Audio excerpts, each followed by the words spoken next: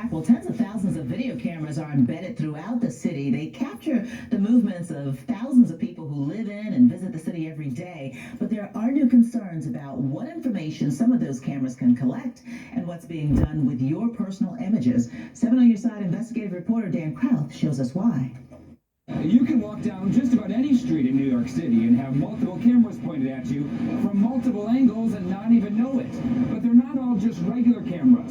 Some can actually scan the video to capture your face, store it, and cross-reference it with thousands of other images to find out who you are and where you've been. If you look up or down, on top of businesses, on the side of the street, they're everywhere. They're watching us now. Even though they look like any other surveillance camera, they could be collecting what's called your biometrics. It's becoming harder and harder to escape. That can be anything that identifies who you are, from the way you walk to the most common, facial recognition.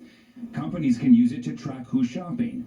Police use it to catch criminals. It's putting New Yorkers at risk. Albert Foxconn founded the Surveillance Technology Oversight Project. It's not just, some sort of privacy issue. That match could be the reason why someone is pulled over on the side of the road. Critics say the technology is less accurate when it comes to identifying younger and older people and people of color. That is worse at identifying black and brown faces than someone like me. A new law in New York City requires companies to post a sign by their front door if they collect your biometric information. It also bans them from selling that information.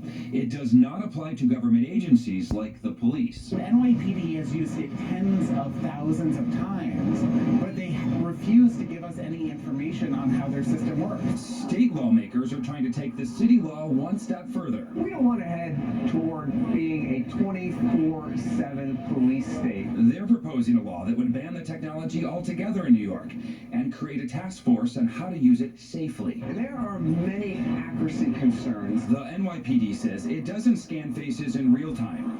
When there's a crime caught on camera, like a man who stole a boy's scooter in Brooklyn, or when people posed as customers and pulled off a $4 million jewelry heist in the city, they run images from the video through a database of people who have been previously arrested. Then that detective has to do good old-fashioned detective work. He says no arrest has been made on facial recognition alone. There's at least 2 layers of review after a possible match is found. We owe it to crime victims to use everything possible to catch their assailants. Isn't this technology actually being used to do some good?